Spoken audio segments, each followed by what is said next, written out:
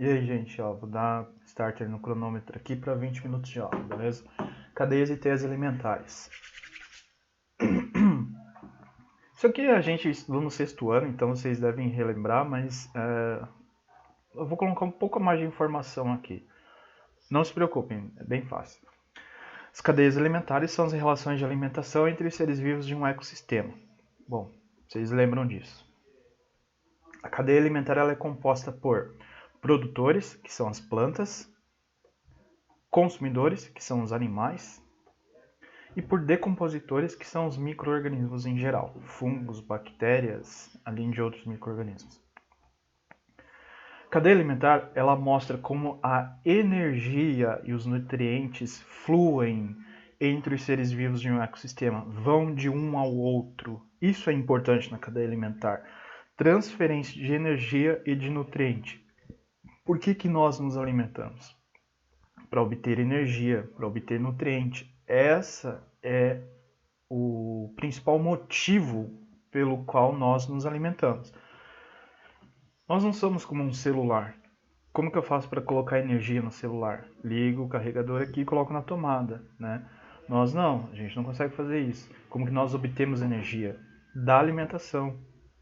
Nós precisamos de energia para acordar, para realizar as atividades que nós fazemos durante todo o dia, para caminhar, para movimentar nossos músculos, para pensar, para tudo a gente usa energia. Como que a gente obtém essa energia? Da alimentação. Da onde que a gente busca alimentação? Nós, seres humanos, a gente tem comida em casa, né? A gente faz comida em casa, a gente pede comida para comer, mas imaginem antigamente, quando a gente não tinha toda essa tecnologia, quando os hominídeos, nossos ancestrais, não tinham nem fogo, não existia o fogo, eles não tinham descoberto fogo, tá? Eles tinham que caçar, eles tinham que comer o alimento cru, né? Seja fosse um animal, fosse um vegetal. Mas por quê? E já é um instinto. A pessoa não precisa saber o porquê que ela tem que comer, ela sabe que ela tem que comer. O organismo manda sinais para o nosso cérebro que estamos com fome. O que é a fome? A fome é a necessidade de energia. O corpo precisa de energia.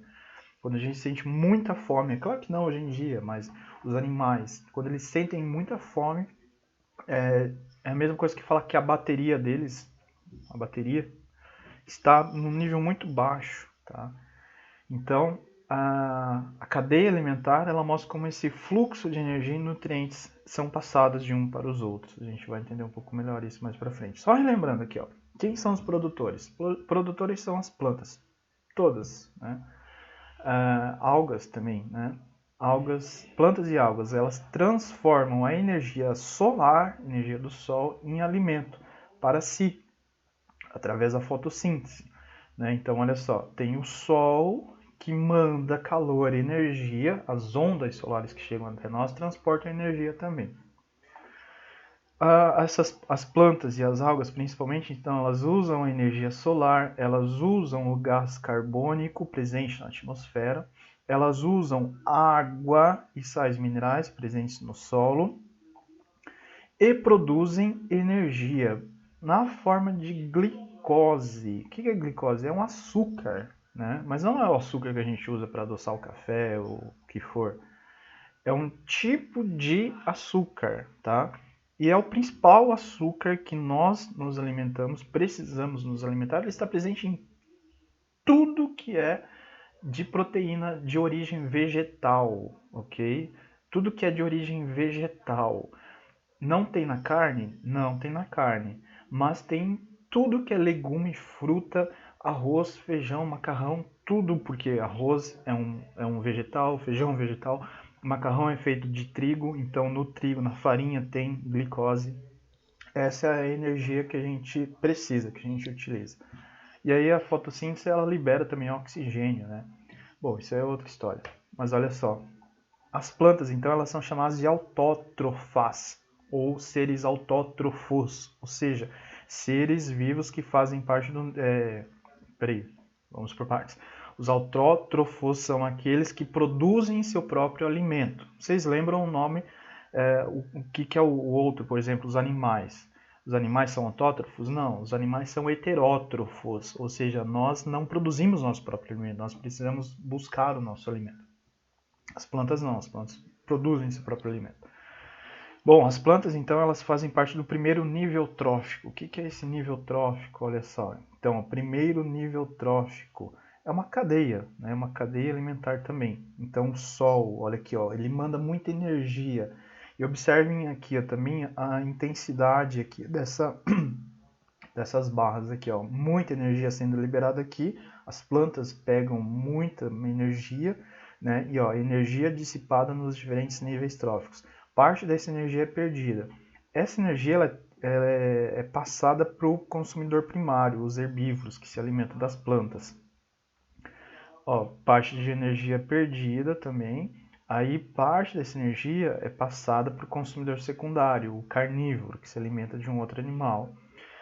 E aí parte de energia é perdida, e aí parte de energia é passada para os decompositores. Então, níveis tróficos. Primeiro nível trófico, planta. Segundo nível trófico, os consumidores primários, os herbívoros, aqueles que se alimentam só de plantas e vegetais. Terceiro nível trófico, consumidores secundários, aqueles que são os carnívoros, que se alimentam de outros animais.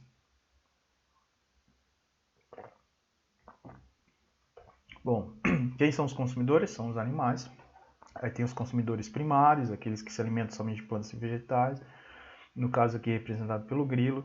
Os consumidores secundários alimentam-se dos consumidores primários, que são os carnívoros, ou seja, o sapo aqui seria um consumidor secundário, que ele se alimenta do consumidor primário, que é o grilo. Aí a gente tem consumidor terciário, consumidor quaternário, aí vai sim até onde a cadeia possa se alongar, né? Até chegar no consumidor final, que, ou seja, ninguém se alimenta do consumidor final, nessa representação que seria uma águia. E o que acontece com a águia, quando ela morrer, ela vai ser consumida pelos decompositores. Só a águia? Não. Aqui também, o grilo ele também. Se o grilo aqui, por exemplo, ele morre naturalmente na floresta e não vem nenhum outro consumidor se alimentar do grilo, quem vai decompor o grilo são os decompositores. Se o sapo morre e nenhum outro animal se alimenta desse sapo, quem vai se alimentar do grilo, quem vai obter a energia do grilo são os decompositores. Então, ó, os consumidores são heterótrofos, ou seja, não produzem seu próprio alimento. Esses seres vivos fazem parte do segundo nível trófico em diante. Então, ó, segundo nível trófico em diante, para lá. Então, ó, eu acho que eu mostrei isso aqui para vocês no sexto ano, só rever, né? Então, nós temos um milho, por exemplo, vem de uma planta. Ele é o produtor. Temos aqui umas galinhazinhas. Elas se alimentam do milho, então elas são os consumidores primários. Bom, então, produtor, consumidor primário. Um lobo, uma raposa aqui que se alimenta da galinha, ele é o consumidor secundário. Bom, a gente também tem, olha só, nós seres humanos também podemos ser considerados consumidores primários. Eu, por exemplo, que como milho, você come milho, então você é um consumidor primário, porque a gente está pegando diretamente aqui da planta, né? Então a gente é o consumidor primário. Mas olha só. Então antes tem o milho, a galinhazinha se alimentou do milho, a galinha é o consumidor primário. Se a gente comer a galinha agora, né, o frango frito, a gente é o consumidor secundário. Bom, e nós, seres humanos, que nos alimentamos tanto de vegetal quanto animal, nós somos chamados de onívoros. Isso vocês lembram também, né? Seres vivos que se alimentam de plantas e animais. Bom, olha só. Um ser vivo, ao se alimentar de um outro ser vivo, utiliza a matéria e a energia que foram ingeridas para a realização das suas atividades, além de perder parte dessa energia na forma de calor. Nosso corpo produz calor. Qual é a temperatura média do nosso corpo? 36, 37 graus. Então nós estamos produzindo e perdendo calor para o meio ambiente. Por isso, no decorrer da cadeia alimentar, cada consumidor receberá menos energia que a do nível anterior. Tá? Então, olha só. Uma serpente recebe menos energia ao comer um pássaro do que a energia que o pássaro obteve se alimentando de um inseto. Então, olha só, vamos aqui, ó. Produtor, né? Eles têm muita energia, acumulada ali, porque eles pegam toda a energia do sol. Aí um grilo que vai se alimentar aqui dessa planta, o grilo ele não vai comer a planta inteira. O grilo vai comer uma folha, duas ali e tal. Então ele vai obter aquela energia, uma parte da energia que tem no vegetal, né? Aí o grilo tem, sei lá, uma parte de energia aqui. O pássaro como ele é maior que o grilo, ele precisa comer um grilo ou dois grilos, três grilos, sei lá, depende do tamanho do pássaro. Então ele precisa comer mais para obter mais energia, né? Só que olha só, o grilo ele também, o grilo não, mas o pássaro ele mantém uma temperatura no corpo dele. Então o pássaro come uns 3, 4 grilos ali por dia, né, para manter a sua energia. Só que o pássaro aqui, ele vai perder energia para o meio ambiente na forma de calor. A cobra, ela precisa também se alimentar de vários pássaros para obter essa energia. Então, aqui ficou muita energia ainda acumulada. Aqui, ó, ele pegou só uma parte da energia, né, e perdeu uma parte da energia. O pássaro pegou essa energia aqui, mas a energia que ele pegou, ele perdeu também para o meio ambiente. A cobra, essa energia que ela obteve aqui do pássaro, ela ficou com uma parte e perdeu o resto. Tá? Então, ó, a transferência de energia ao longo da cadeia alimentar pode ser representada por setas e diminuem conforme o nível trófico aumenta. Tá? Então, ó, muita energia sendo transferida, um pouco menos de energia e muito menos energia sendo transferida. É igual nessa imagem aqui, deixa eu voltar. Ó, como eu falei para vocês antes, muita energia sendo transmitida aqui, bastante energia sendo perdida. Aí um pouco menos de energia sendo transferida aqui, ó, observem que muda até a cor, né? A energia sendo perdida. Aí menos energia transferida aqui, energia sendo perdida. E menos ainda energia transferida aqui. Bom, e o que acontece, né? Se frutas caem no solo, se um animal morto cai no solo, cocô também, folhas mortas caem no solo. Como eu falei, se não há nenhum outro ser que vai se alimentar disso aqui ou disso aqui, quem vai reciclar esses nutrientes, essa energia, são os decompositores. Né? Eles reciclam a matéria orgânica. Então, eles são micro-organismos em geral, principalmente fungos e bactérias. Eles reciclam a matéria orgânica. Nesse processo, os nutrientes tornam-se disponíveis novamente no ambiente. Né? Então, aqui nós temos imagens de micro-organismos, que são de fungos e bactérias, que só podem ser vistos no microscópio. Né? Então, isso aqui são imagens microscópicas. Todos eles participam dessa atividade de reciclagem de matéria orgânica, ou eles também podem ser, como a gente tem fungos, os fungos eles podem ser macroscópicos, ou seja, a gente consegue enxergá-los a olho nu. Então, um tronco caído aqui numa floresta e os fungos começam a crescer aqui sobre ele. Então, eles vão levar muitos anos para isso aqui ser totalmente degradado, mas eles vão degradar, né? E eles não vão, tipo, esses fungos que estão vivos aqui degradando, eles vão morrer, vão chegar uma hora que vão morrer. Eles vão cair no solo, aí esses micro aqui vão degradá-los, outros vão surgir, e aí por ação de intemperismo também, lembram? Chuva, vento, temperatura, vão levar essas matérias orgânicas aqui e vão ajudar. Isso é uma reciclagem. Isso leva muitos anos, mas isso é muito importante para o planeta. Bom, quando a gente fala de cadeia alimentar, a gente está se referindo só a um ciclo, né? Só que na natureza, assim, não. A gente tem teia alimentar. Lembrem de uma teia de aranha, que ela tem várias fios ali, né? Tudo entrelaçado.